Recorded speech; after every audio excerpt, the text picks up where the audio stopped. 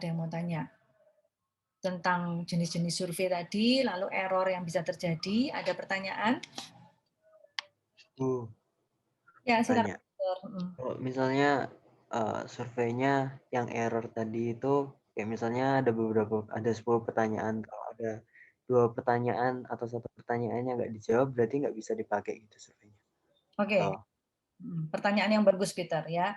Jadi kalau misalnya ada 1 atau 2 pertanyaan, Bu, misalnya dari 30 atau 40 pertanyaan, itu loh, Bu, mek 2 atau 3, Bu, nggak dijawab, masa nggak bisa dipakai? Nah, tergantung, Peter. Tergantungnya ini adalah pertanyaan yang tidak dijawab itu, ya toh, itu termasuk jenis pertanyaan yang mana. Nah, ini sebenarnya kita masuk yang slide yang setelah ini, ya. Jadi ini ya, saya hold dulu sebentar.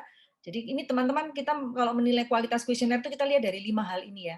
1, apa yang mau ditanyakan. 2, bagaimana cara kita bertanya. 3, bagaimana menyusun. 4, bagaimana mengembangkan pertanyaan yang efektif. Sama 5, bagaimana menguji kualitas kuesioner. Nah, ini kita masuk yang pertama dulu. Apa yang mau kita tanyakan? Nah, ini sekaligus menjawab pertanyaannya Peter tadi. Ya, pertanyaan yang bagus. Kalau gitu gimana, Bu? Kalau tinggal cuma 2 atau 3 terus dikosongin. Diolah enggak? Atau harus di drop, atau harus cari lagi responden. Cari responden harus angel, Bu, gitu kan. Nah, jawaban saya tergantung pertanyaan yang dikosongin itu pertanyaan yang mana. Ya, jadi dalam kuesioner teman-teman ada 3 jenis pertanyaan, 3 jenis informasi yang 3 kelompok informasi yang kita mau kumpulkan sebenarnya. Yang pertama adalah yang paling gampang ini adalah informasi identifikasi. Ini data kontak kita dengan responden. Jadi ini kita bisa nanya nama misalnya ya, bisa nanya email, bisa nanya mungkin nomor HP ya. Siapa tahu kalau memang ini misalnya kita hubungannya sama provider misalnya.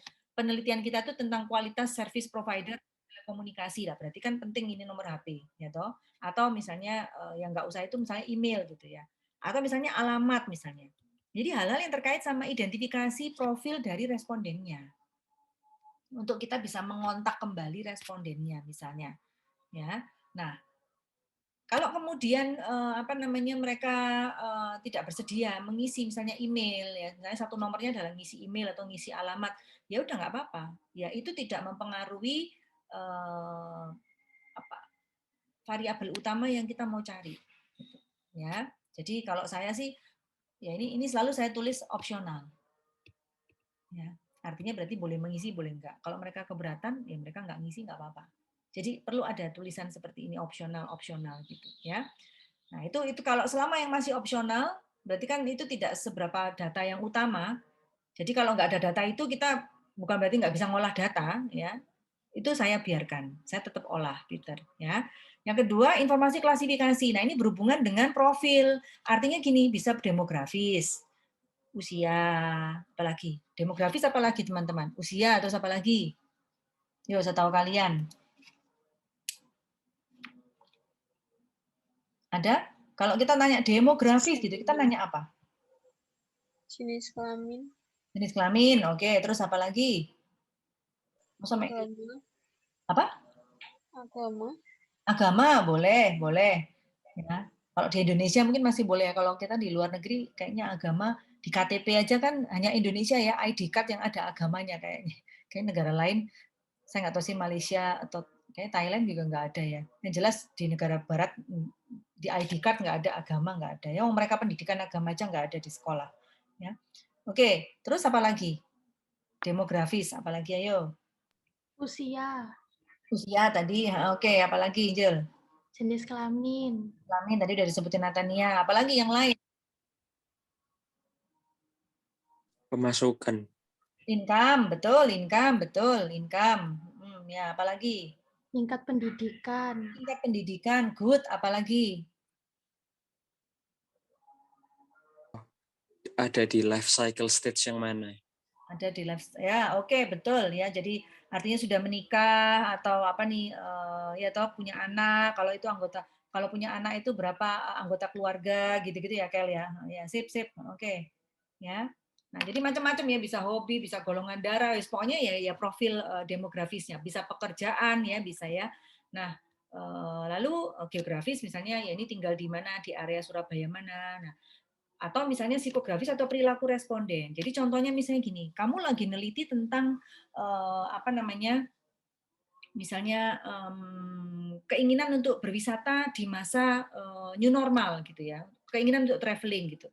Nah, salah satu ada beberapa pertanyaan, jadi salah satu bagian kuesionermu itu menggali tentang perilaku berwisatanya responden. Jadi misalnya kamu nanya tentang biasanya kalau berwisata dengan siapa, biasanya itu destinasi favorit mana, lalu berapa lama biasanya, gitu ya. Nah itu pokoknya terkait sama perilaku responden dalam hal ini berarti perilaku berwisata. Nah itu kan berarti termasuk informasi klasifikasi, gitu ya. Nah sama untuk menjawab pertanyaannya Peter tadi, ya toh, apakah kalau 2 atau 3 pertanyaan itu kosong nggak dijawab Bu, berarti di drop atau enggak? Nah sekarang tergantung lagi, ya. Kalau Anda kemudian analisanya tujuan dari penelitian kamu itu adalah oke, saya ingin lihat sih apakah intensitas berwisata itu ya toh itu kemudian berpengaruh ya toh sebelum dan setelah pandemi itu misalnya berpengaruh gitu. Image-nya dia itu akan mempengaruhi intensitas dia berwisata gitu. Nah, berarti kan pertanyaan-pertanyaan tentang perilaku berwisata tadi itu menjadi pertanyaan yang akan membantu kamu menganalisa kan, atau menganalisa menjawab masalah penelitian Anda. Nah kalau memang itu berarti ya pertanyaan tentang perilaku berwisata harus lengkap diisi. Kalau enggak nanti ya terus gimana? Artinya kalau ada satu responden kemudian dia tidak sama sekali nggak ngisi tentang pertanyaan perilaku berwisata atau dia hanya ngisi 1-2 pertanyaan sementara kita punya misalnya 6 pertanyaan terkait perilaku berwisata, ya menurut saya nggak komprehensif gitu. Kita nggak bisa dapetin data yang komplit dari si responden tersebut, gitu ya. Jadi akhirnya ya tadi caranya adalah apa ini caranya ya. Kalau kita punya data mereka, maka kita bisa kontak. Gitu. Jadi pada saat nanti misalnya kamu di Google Form gitu, kamu tarik email mereka. Nah, terus kemudian kamu lihat, waduh, ini kok pas pertanyaan tentang perilaku berwisata dia kok nggak jawab ya, ada 4 pertanyaan ini dikosongi gitu. Padahal sebenarnya ini penting, ini masuk nanti jadi variabel yang bisa membantu analisa gitu, menjawab tujuan penelitianku. Ya udah ya dikontak aja, di email aja. Nah itu gunanya kenapa kita perlu mengumpulkan data kontak, ya. Kalau Google Form kan kalau kamu setting email gitu masukkan kan berarti kan memang mau nggak mau harus masukkan email ya. Nah silakan aja dikontak di email lagi. Kalau Anda merasa bahwa iya ini boleh responden wis angel gitu kan, ya udah deh ini yang kosong-kosong yang nggak lengkap ini saya hubungin lagi. Tapi kalau kemudian kamu dapat misalnya 300 data, terus yang nggak lengkap itu satu ya menurut saya sih ya nggak apa-apa sih di drop itu nggak masalah ya karena memang nggak komplit. Dan kebetulan yang nggak komplit itu terkait sama data yang akan kamu analisa, ada hubungannya dengan tujuan penelitian kamu, ya. Nah itu informasi klasifikasi, ya. Nah yang berikutnya ini justru yang kita namakan informasi dasar atau utama, gitu. Jadi ini primary ini sebenarnya ya. Jadi yang primer ini utamanya. Jadi kalau kamu tadi misalnya balik misalnya contoh yang tadi ya brand image gitu misalnya untuk cafe X gitu. Ya, ini berarti adalah pertanyaan-pertanyaan indikator-indikator untuk mengukur brand image, ya. Apakah strength-nya, apakah uniqueness-nya. Nah, itu pokoknya image-nya konsumen, ya. Nah, ini kalau misalnya kamu ternyata ada misalnya 10 pertanyaan untuk mengukur brand image. Nah, kalau misalnya ada 2 yang tidak dijawab, ya toh. Nah, ini juga waduh, kamu nanti jadinya tidak akan akurat gitu. Kalau saya biasanya saya nggak akan pakai Peter. Kalau ini informasi utama ya, itu terkait sama variabel utama yang saya mau teliti. Ya udah saya nggak komplit ya saya drop gitu. Nggak bisa diolah gitu. Itu termasuk nanti dalam proses editing saya nggak akan pakai untuk analisa lebih lanjut gitu. Ya, saya tinggal mengatakan bahwa yang berpartisipasi di survei saya itu ada 200 orang. Ya, tapi yang menjawab komplit ya. Sorry, ada 10 kuesioner tidak dijawab dengan komplit. Jadi yang saya bisa olah 190. Ya, kamu pakai 190 ini. Ya. Jadi itu nggak apa-apa, ya. Jadi kalau misalnya katakanlah 200 gitu ya, ternyata yang memenuhi kriteria, nah itu ada yang salah ngisi, seharusnya dia itu harusnya ditanya apakah pernah berkunjung ke cafe X gitu lebih dari 1 kali, dia tuh hanya 1 kali tapi dia terus saja jawab terus ya. Google Form itu kamu settingannya itu nggak sampai di sini terima kasih submit gitu, ngisinya terus. Nah ini kan berarti waktu proses editing kamu harus yang kontrol kan, waduh ini saja nih salah, ini saja nih nggak sesuai dengan kriteria. Oh ya, ada yang 3 yang seperti itu ya, berarti kan tinggal 197. 197 ada yang nggak komplit 10, ya berarti tinggal dikurangi 10 aja, berarti sisanya yang betul-betul bisa diolah itu 187. Ya. Loh Bu, apakah itu boleh? Loh, itu sangat boleh. Artinya sangat boleh itu kamu harus laporkan ini gitu loh. Ya itu di sinilah justru akan terlihat bahwa Anda sebagai peneliti itu Anda melakukan editing sebelum Anda mengolah data Anda. Jadi data yang kamu olah itu data yang memang udah clean gitu, udah siap untuk diolah. Ya. Nah, ini nanti kalau kita masuk statistik itu ada uji normalitas untuk memastikan data itu berdistribusi normal dan sebagainya. Nanti kita akan bicara itu di setelah UTS ya. Ya, jadi karena kalau datanya nggak normal ya toh, datanya ada outlier itu akan sangat mengganggu dan mempengaruhi hasil. Ya, jadi tunggu aja nanti setelah UTS ya, saya akan jelaskan, saya akan berikan contoh bagaimana kehadiran outlier, data yang nyeleneh itu bisa merusak, bukan merusak ya, atau bisa mengganggu, bisa bisa kacau gitu. Hasilnya itu bisa unpredictable, kok bisa mengejutkan, sorry ya, bisa mengejutkan kok bisa gini ya. Nah, ternyata setelah ditelusuri, oh ini datanya karena ini ada yang nggak normal datanya, ada yang outlier gitu. Seharusnya itu kita clean dulu, kita edit dulu, kita buang data itu. Ya, nah itu nanti kita simpan sampai setelah UTS ya. Nah, kira-kira menjawab ya Peter ya. Iya, Bu. Oke. Makasih. Ya.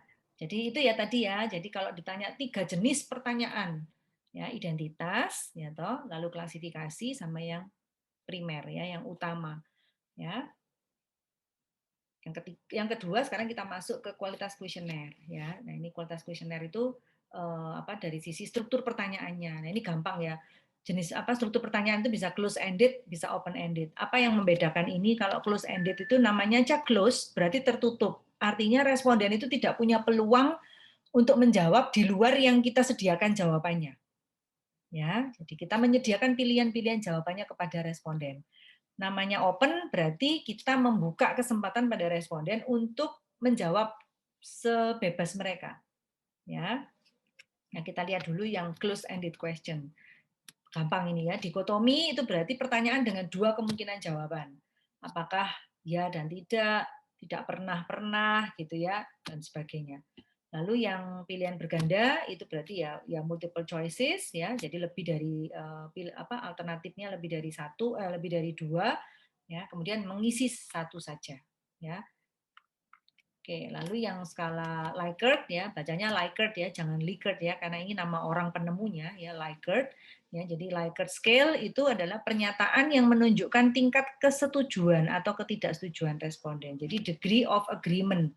Ya, jadi contohnya ini misalnya ya ini 1 sangat tidak setuju ya, hotel berbintang biasanya memberikan pelayanan yang lebih baik daripada hotel tidak berbintang.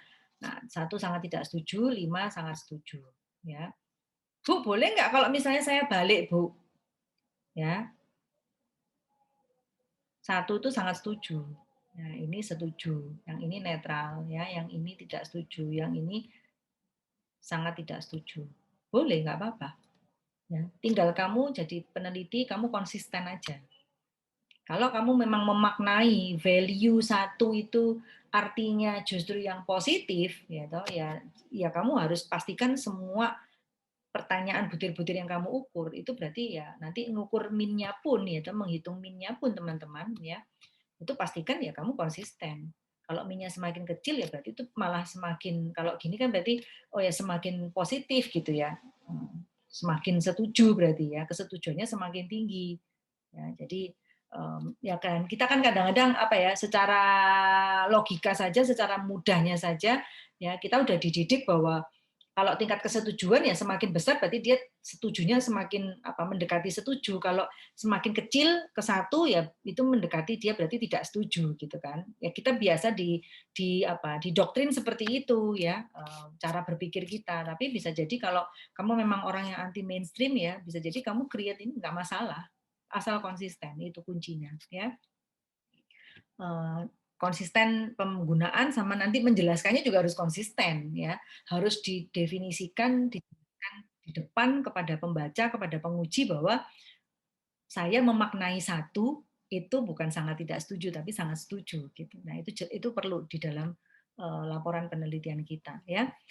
Kemudian yang ketiga ada perbedaan semantik. Nah, semantik ini sebenarnya bunyi sebenarnya atau dari linguistik ya. Ini skala pengukuran yang menghubungkan dua titik ekstrim, biasanya dua kata yang saling berlawanan ya.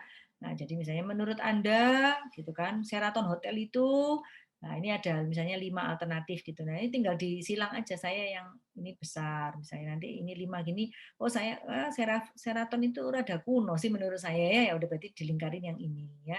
Oh, sangat profesional gitu ya. Oh, berarti yang ini. Nah, itu jadi bedanya dengan Likert, kalau Likert ini tingkat kesetujuan ya.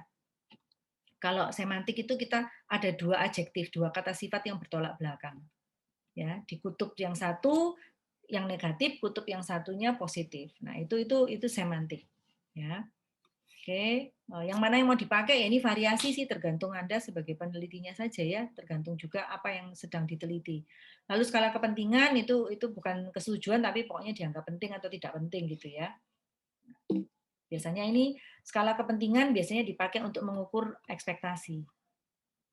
Expectation ya.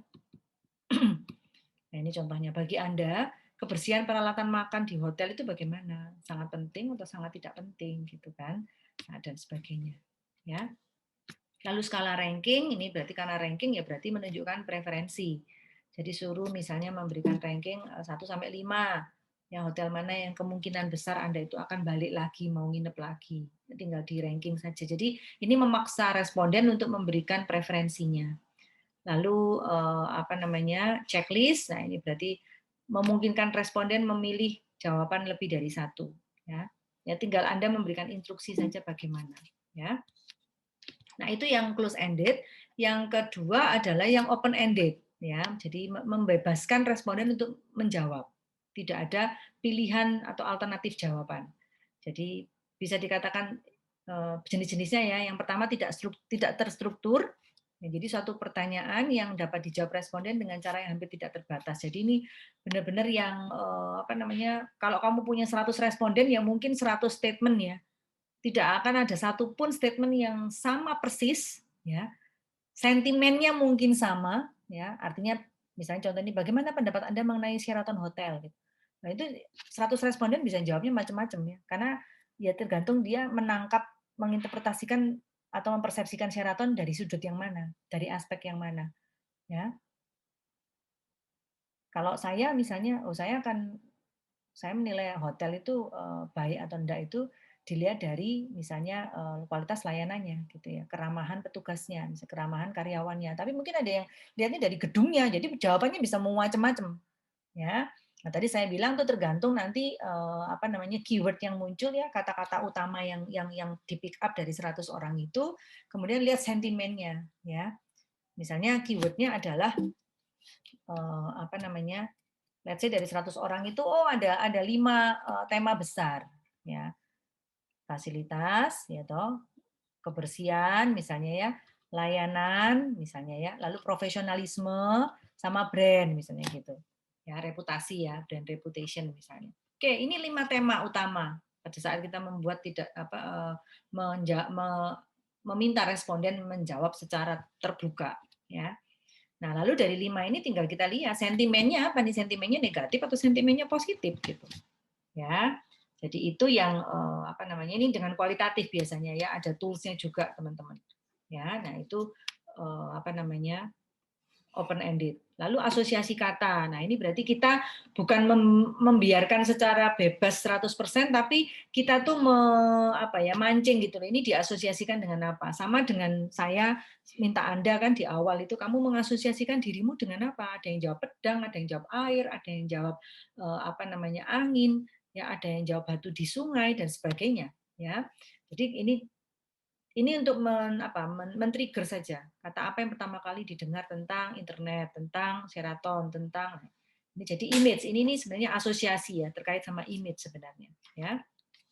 Lalu bisa juga penyelesaian kalimat. Jadi kalau ini ya kita ada kalimat terus respondennya suruh menyelesaikan gitu ya dengan pemahaman mereka, dengan persepsi mereka. Lalu penyelesaian cerita, nah ini berarti kalau ini ada cerita, ada satu situasi, satu skenario, satu kondisi, nah kemudian suruh menyelesaikan juga, ya. Jadi tergantung Anda terapkan yang mana. Lalu penyelesaian gambar ini bisa juga Anda disediakan gambar gitu ya. Jadi ya ini sebenarnya adalah cerita, tapi bentuknya secara visual tuh lebih gambar, bukan kalimat yang tapi lebih yang ada visual gambarnya mungkin lebih menarik. Lalu tes persepsi tematis, ya. Jadi misalnya Anda tunjukkan sebuah gambar, lalu responden diminta untuk mengarang sebuah cerita apa yang mereka pikirkan begitu melihat gambar itu, ya. Ini saya nggak tahu kalau Anda melihat gambar ini, apa yang ada di persepsi Anda? Mungkin 1-2 orang bisa share gambar yang ini nih, gambar ikan ini. Apa yang kamu tangkap dari gambar itu?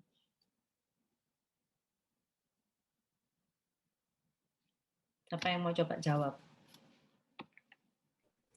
Yang merah beda, Bu. Bedanya apa? Jadi artinya apa? Ya jelas itu kan merah yang berbeda sendiri. Artinya apa tuh?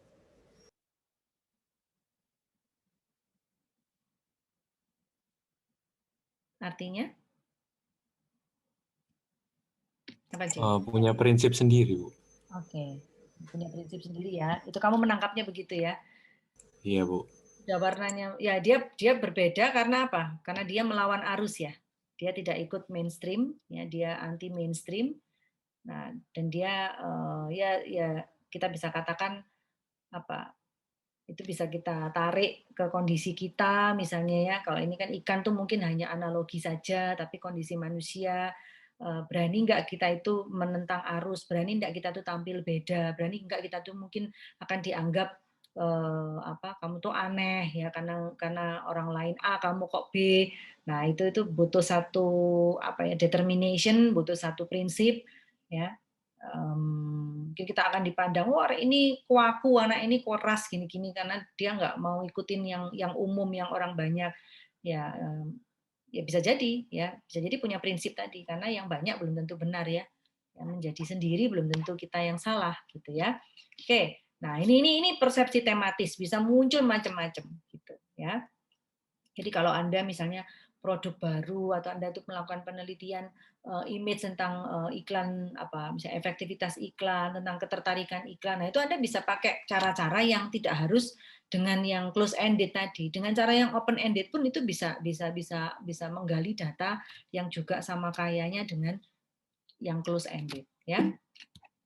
Oke. Nah, kemudian itu yang kedua tadi kita bicara tentang struktur ya, open dan closed. Yang ketiga adalah susunan urutan pertanyaan. Nah, ini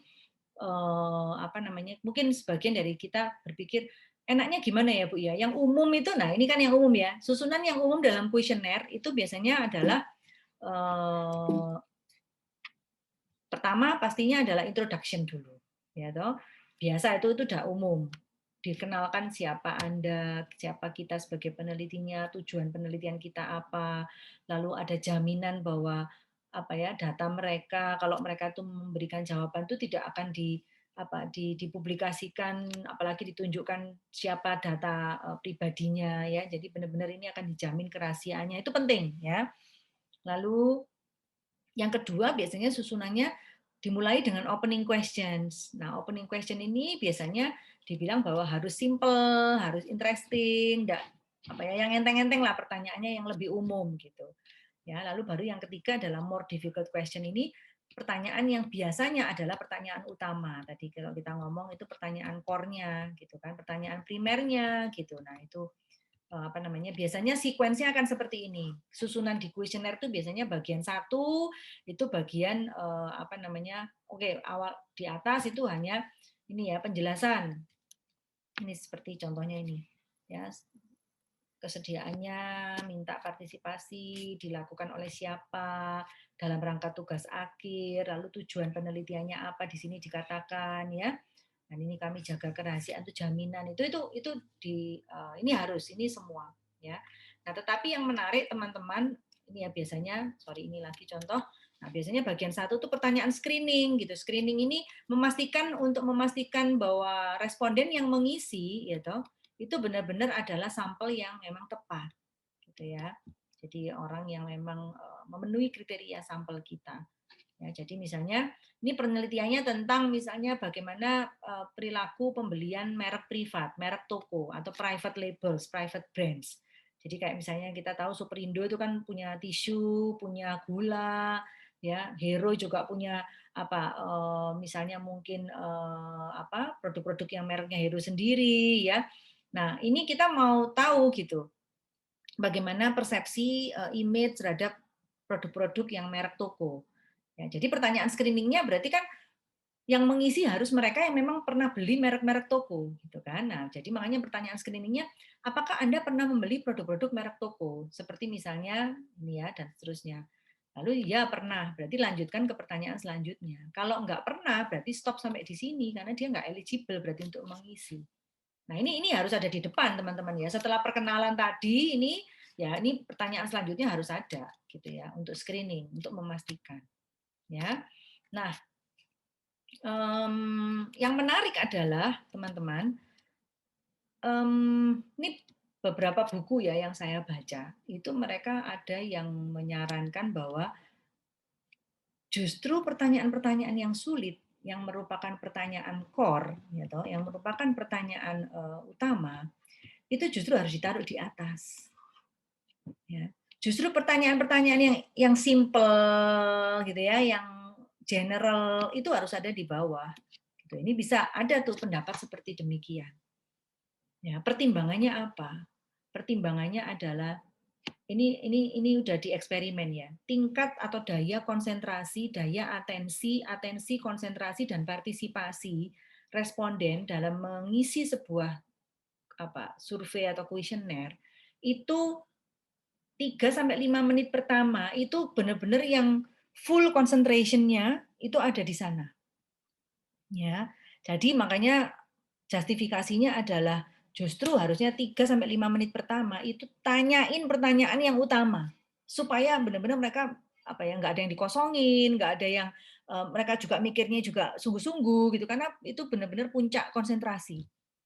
Begitu mereka jawab iya saya mau berpartisipasi itu mereka udah sedang dalam kondisi peak-nya untuk jawab gitu, sedang full concentration tadi belum lelah gitu ya. Jadi itu. Nah, nanti baru terakhir karena tanya cuman gender lah, tanya usia gitu ya, tanya pekerjaan ya itu sih mah itu nggak apa-apa lah dikosong-kosongin nggak apa-apa tapi ya tadi pertanyaannya Peter tadi ya. Tapi itu kan bisa lah kalau misalnya nggak lengkap nggak apa-apa gitu. Karena itu cuman sebagai untuk profiling aja. Nah, itu demikian, teman-teman. Jadi ada justifikasi seperti itu ya. Dan itu saya lakukan. Ya ini ya contohnya ini ya yang bagian kedua ini. Kalau Anda perhatikan, saya lakukan ini ke langsung saya tanyain perilaku pembelian konsumennya dulu. Ya di mana ini memang masih masih umum sih. Tapi ini saya lakukan juga waktu saya meneliti responden lansia. Ya, saya kan ada satu riset tahun 2018 kemarin itu saya lakukan untuk meneliti lansia yang berwisata ke luar negeri, lansia Indonesia. Ya. Nah, itu desain kuesioner saya, teman-teman, itu fontnya kalau biasanya font itu 10, 12 gitu ya. Itu enggak, saya 14 sampai 16 font saya. Ya, jadi waktu itu saya punya tenaga surveyor 10 orang dan saya pakai benar-benar yang offline, jadi bukan yang Google Form. Jadi saya benar-benar fotokopikan, surveyor itu pegang masing-masing karena apa? Ya banyak saya pertimbangannya lansia itu kan enggak semuanya melek dengan teknologi, apalagi ngisi-ngisi Google Form gitu malah sulit gitu. Jadi akhirnya saya sepakat ya udah sebagian besar saya pakai hard copy ya, pakai hard print. Nah, itu saya cetaknya, teman-teman. Itu cetaknya fontnya 14 sama 16. Ya. Kenapa? Ya satu karena penglihatan mereka kan sudah berkurang ya. Jadi mereka ya jangan ngirit-ngirit kertas lah gitu, ngirit-ngirit fotokopi ya udah itu saya besarin. Ya. Itu yang pertama. Nah, yang kedua, dari sisi susunan pertanyaan, saya mengacu kepada kelompok yang kedua yang saya ceritakan tadi. Jadi di awal-awal saya langsung tanya motivasinya apa, gitu ya. Motivasi internal apa, motivasi eksternal apa ya. Push motivation-nya apa, pull motivation-nya apa. Itu saya taruh di bagian setelah penjelasan. Baru kemudian pertanyaan tentang usia berapa, terus sekarang tinggal sama siapa, gitu ya. Apakah masih bekerja atau belum, jenis kelamin itu saya taruh di belakang. ya. Jadi karena saya antisipasi, saya tahu siapa responden saya, jadi saya antisipasi. Nah, silakan nanti kamu lihat juga gitu ya, respondenmu ini siapa. Kalau respondenmu adalah orang-orang yang cukup masih sehat, kondisinya masih staminanya masih oke, ya silakan. Tergantung juga dari kalau itu pertanyaan sehari-hari yang kuesionermu itu pertanyaannya itu nggak akan membutuhkan pemikiran orang mikir yang rumit-rumit itu mungkin nggak apa-apa pakai susunan yang seperti umumnya ya. Oke, sampai sini ada yang tanya enggak? Silakan. Ada yang mau tanya?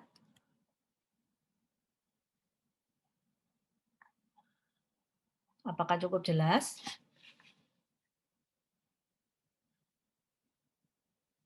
Ini kalau nggak ada yang jawab berarti ya, tak stop berarti ini. Kamu belajar sendiri sisanya ya. Jelas atau enggak ini? Mau dilanjut atau enggak?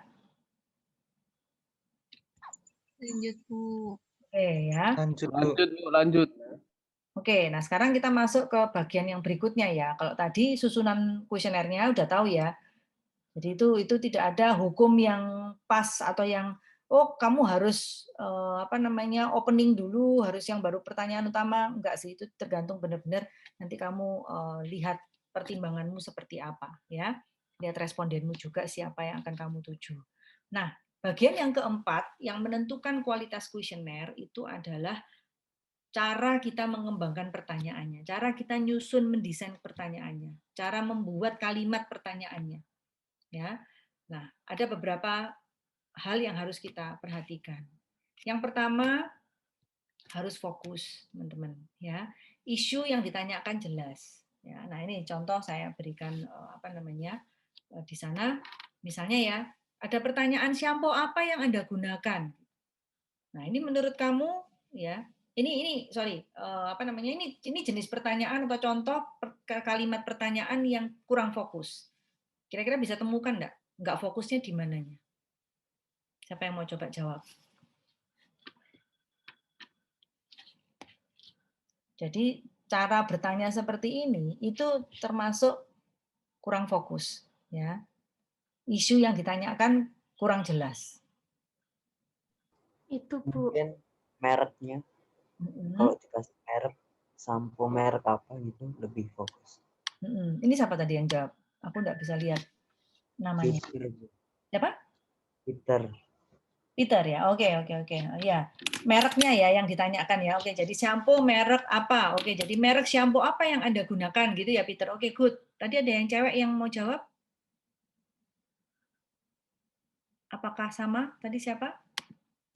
Iya, saya Bu, sama tadi merek. Oh, merek.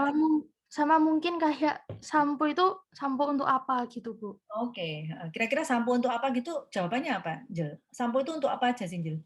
Bukan, maksudnya yang ditanyakan ini sampo untuk dirinya atau sampo untuk yang lain gitu. Oke. Bisa yang lain tuh bisa manusia, bisa bukan manusia ya? Iya. Sampo untuk kucing atau sampo untuk binatang peliharaannya gitu ya? Oke, berarti kan ini bisa betul ya yang dikatakan Peter sama Angel tadi. Jadi satu yang lebih spesifik harusnya merek shampoo apa yang Anda gunakan ya toh. Berarti kan merujuk pada merek gitu kan. Atau misalnya ya ini sampo jenis apa nah yang Anda gunakan untuk siapa misalnya itu. Nah, untuk Anda atau untuk binatang peliharaan Anda misalnya gitu. Ya, itu bisa juga. Atau misalnya untuk anak Anda, misalnya itu kalau itu tanyanya ke ibu-ibu rumah tangga misalnya ya. Nah, apakah dalam keluarga ini samponya itu sama, bisa jadi kan tiap orang 4 anggota keluarga itu samponya bisa beda-beda ya, teman-teman ya. Bisa ya, saya nggak tahu sih. Kalau saya 2, yang cowok sendiri, yang cewek kami, yang perempuan samponya merek sendiri, yang suami saya sama anak saya cowok samponya merek sendiri gitu. Nah, itu bisa jadi harus spesifik gitu, harus fokus ya. Jadi jangan sampai membuat interpretasinya itu bisa berbeda gitu ya. Oke. Berikutnya, gunakan istilah umum yang mudah dipahami ya. Nah, ini ada kalimat dengan harga sekarang ini, apakah teh botol sosro memberikan value bagi konsumen? Menurut kamu istilah mana yang akan tidak mudah untuk ditangkap sama responden? Mungkin value, Bu. Kenapa Mungkin value. Hmm? Mungkin value itu bisa diganti dengan menurut Bapak atau Ibu, apakah untuk aspek rasanya sih mungkin, Bu. Itu tanyanya harga, Owen. Kenapa, Bu? Itu tanyanya harga. Oh, maksudnya ini tanyanya harga ya? Ya, itu kan dengan harga sekarang ini, apakah Teh Botol Sosro memberikan value bagi konsumen? Nah, ini sebenarnya kalau mau diperbaiki kalimat ini bisa diperbaiki gimana ya, yang supaya lebih mudah untuk dipahami gitu. Karena ya betul kamu, value itu mungkin nggak banyak orang tahu. Oh, apa sih value itu nilai? Oh, kok nilai? Aku kan nggak ngerti nilai itu ngertinya, apalagi kalau kamu tanya ke orang apa namanya umum ya. Nilai itu ngertiku ya nilai di sekolah gitu kan, nilai ulangan gitu. Apa maksudnya value gitu kan? Nah, itu bisa Mungkin kalimatnya gimana, Owen? mungkin bisa diganti dengan harga sekarang ini, apakah harga teh botol Sosro sudah sesuai bagi konsumen gitu. Oke, ya. Apa misalnya harganya itu apa namanya dengan manfaat yang dapat itu apakah sudah sesuai itu ya? Oke, kan. Value itu kan kalau kita ngomong value itu kan apa yang kita benefit yang kita terima gitu ya. Itu paling tidak minimal sama atau melebihi dari biaya yang kita keluarkan kan gitu, itu value kan. Kalau kamu belajar tentang customer value kan itu ya, selisih antara perceived benefit dengan perceived cost ya, yang biaya dengan benefit. Oke, jadi lihat siapa respondenmu. Kalaupun misalnya respondenmu itu orang-orang yang ya misalnya permisi ya, yang well educated, tetap kalau bisa ya gunakan istilah yang umum gitu, jangan yang jargon-jargon ini gitu ya. Kalau kamu istilah yang umum itu kan orang nggak usah berpikir ya. Kalau value itu kan orang masih menginterpretasikan apa ya value. Oh, maksudnya kita, iya. Nggak semua orang paham gitu ya. Oke, nah lanjut. Pertanyaan harus relevan dengan responden. Ya, jadi ini contohnya misalnya berapa lama waktu yang Anda butuhkan untuk mencari tempat parkir di restoran X. Nah, ini kira-kira kenapa kok pertanyaan ini tidak selalu relevan dengan semua responden? Ada yang bisa menjawab?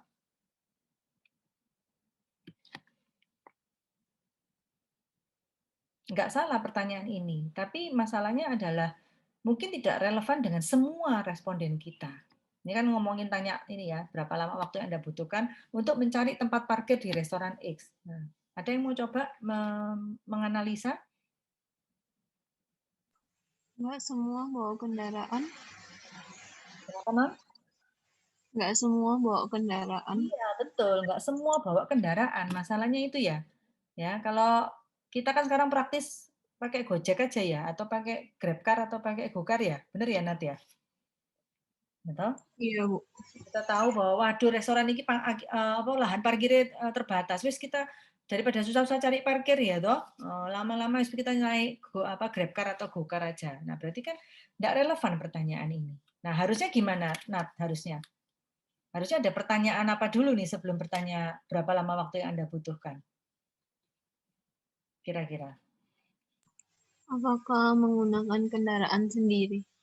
Betul. Kalau kita mau tanya bagaimana kenyamanan pengunjung restoran X dalam mereka memanfaatkan atau mendapatkan layanan lahan parkir, ya berarti ada pertanyaan screening gitu. Harus ada pertanyaan screening dulu atas hal ini. Gitu. Apakah Anda menggunakan kendaraan pribadi untuk datang ke restoran ini? Kalau jawabannya iya, baru ditanya berapa lama waktu yang Anda butuhkan, gitu kan?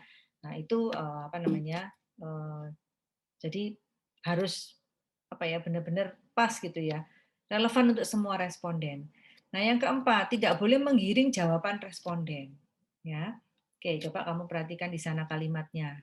Sebagai warga negara Indonesia yang cinta tanah air, bagaimana sikap Anda terhadap kampanye Aku Cinta Produk Indonesia? Harusnya ngomongnya bukan Aku Cinta Produk Indonesia ya, agak yang cedal-cedal begitu ya, seperti siapa itu salah satu pebisnis yang ini ya, cintailah gitu, produk-produk Indonesia gitu. Nah itu ini letak menggiringnya di kalimat yang mana ini, di frase yang mana ini teman-teman? Yang cinta tanah air itu mungkin, Bu. Oh, yang cinta tanah air yo. Berarti kalau saya nggak pakai merek Indonesia, berarti saya nggak cinta tanah air berarti.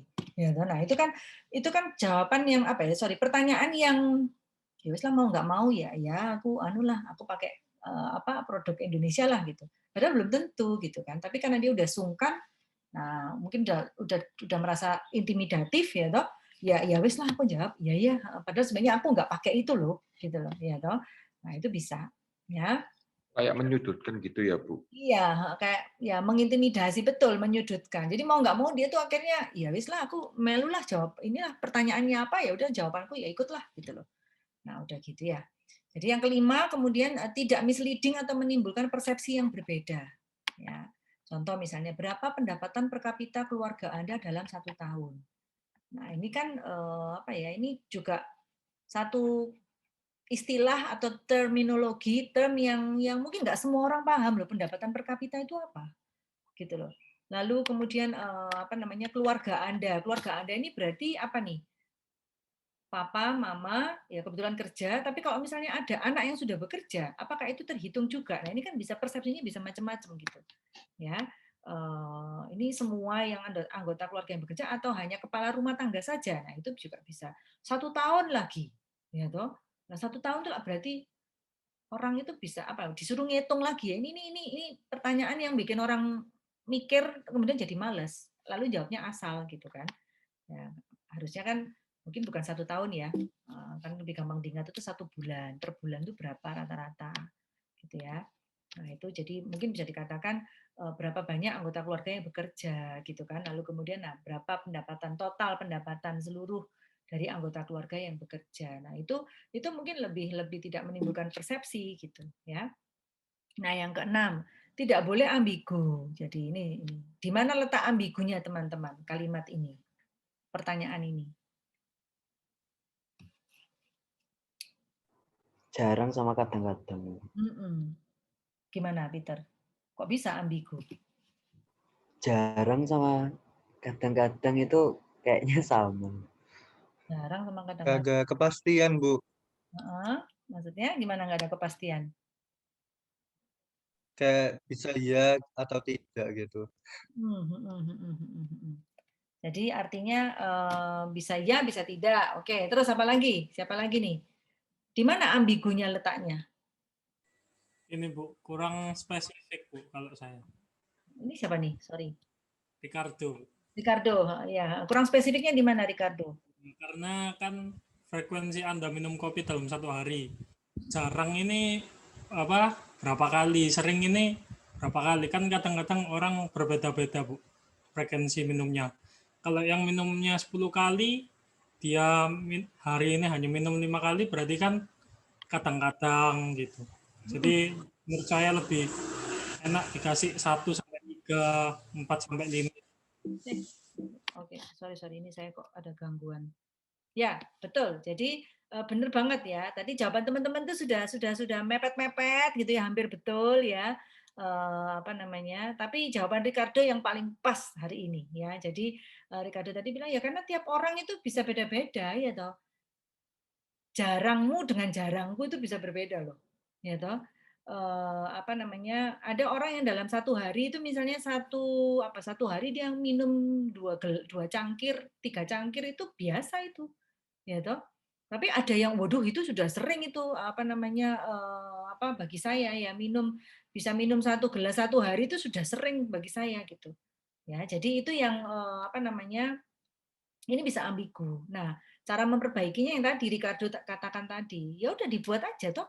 Frekuensi Anda minum kopi dalam 1 hari udah tidak pernah, kemudian tidak selalu 1 kali, 1 sampai 2 gelas misalnya, lebih dari 2 gelas. Nah, itu berarti kan udah 2 gelas lebih.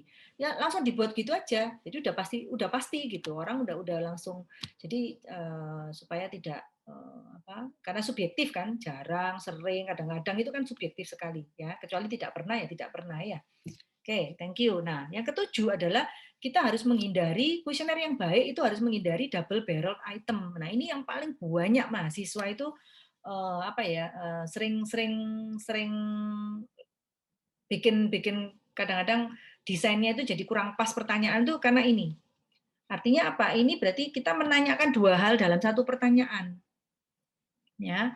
Nah, ini contoh misalnya, apakah restoran Bon Cafe makanannya enak dan porsinya banyak? Nah, ini kalau misalnya kita merasa bahwa enak sih Bon Cafe, tapi porsinya gak akeh lah. Itu kan berarti gimana? Saya jawabnya yang gimana nih? Yang setuju atau yang netral atau yang apa gitu kan? Yang sangat setuju atau apa? Gitu ya. Porsinya banyak sih, tapi gak enak lah. Terus gimana kalau itu dijadikan satu pertanyaan?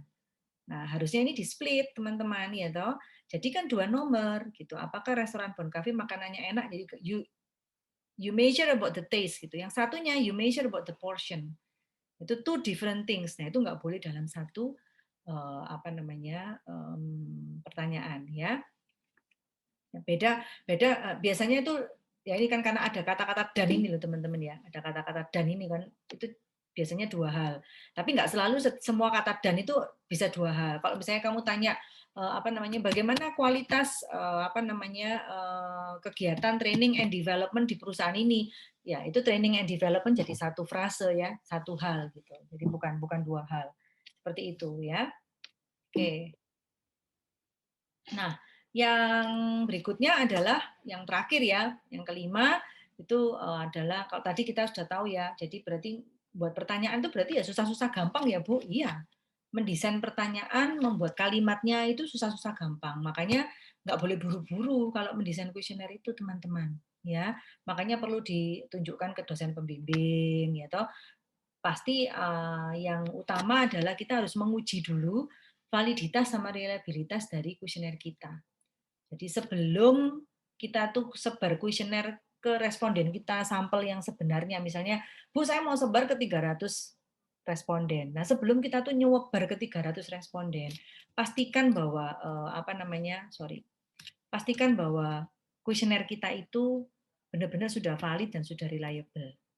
Ya, makanya selalu ada istilah kita melakukan pilot study. Pilot itu kan pendahuluan. Kita melakukan pretest, ya, sebelum penyebaran kuesioner yang sebenarnya. Nah, biasanya rata-rata ini dilakukan kepada minimal 30 responden.